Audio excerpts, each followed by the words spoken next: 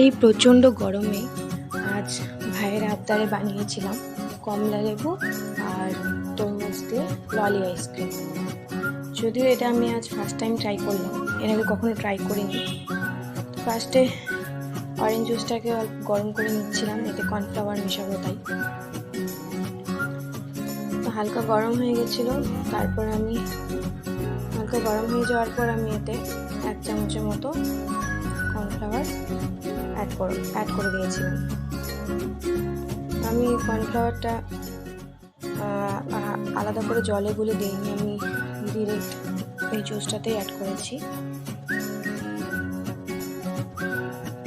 ভালোভাবে মিশিয়ে নিচ্ছিলাম আমি কর্নফ্লাওয়ারটা।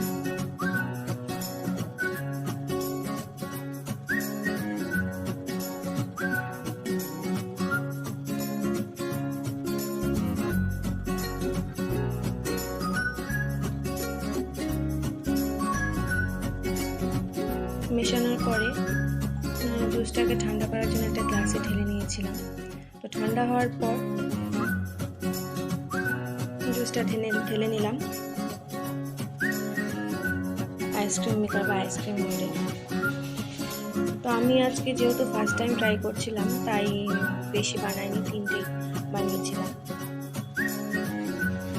তারপরে এটা ডিপ ফ্রিজে রেখে দিয়েছিলাম 12 ঘন্টার মতো।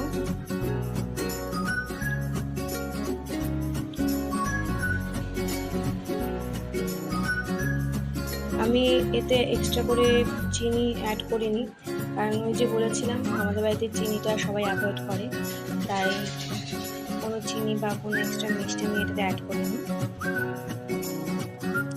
তো 12 ঘন্টা পরে এটা বের করার পর এতে তরমুজের জুস সেটা মিশিয়ে নিচ্ছিলাম।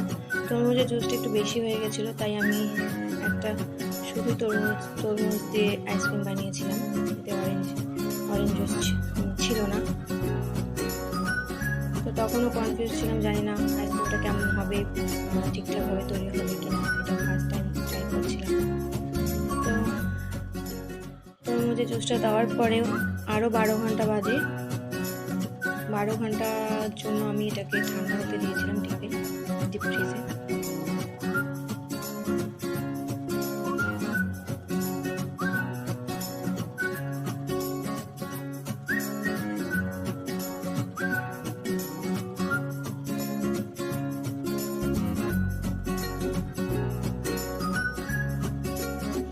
ওটা 12 ঘন্টা বাদে আইসক্রিমগুলো ভীষণ সুন্দরভাবে বেরিয়েছিল।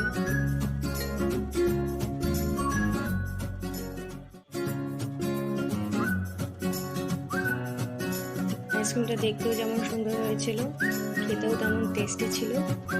শুধু একটু মিষ্টি কম মনে হচ্ছিল, কারণ আমি এক্সট্রা কোনো চিনি বা মিষ্টি অ্যাড করিনি, তার জন্য।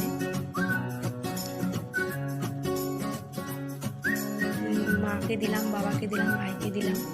আর আমি একটু ট্রাই করেছিলাম, কারণ অতটা ঠান্ডা আমি এখনো খাইনি।